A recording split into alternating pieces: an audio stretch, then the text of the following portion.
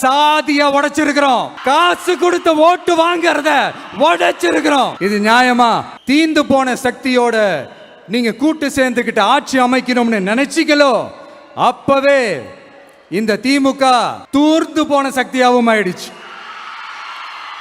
நீங்களாம் நம்மளை பத்தி அவதூறு பேசலாமா சார்? இது நியாயமா? மக்களை இவ்வளவு பெரிய மக்கள் சக்தி நம்மளோடு இருக்கும் போது நமக்கு எதுக்கு வேற அரசியல்? எலெக்ஷன்ல 50-60 வருஷமா இருந்த சாதிய உடைச்சிருக்கிறோம், மதத்தை உடைச்சிருக்கிறோம், காசு கொடுத்து ஓட்டு வாங்கறத உடைச்சிருக்கிறோம். நாம எது செஞ்சாலும் கான்ஸ்டிடியூஷன்ல தான் செய்வோம்.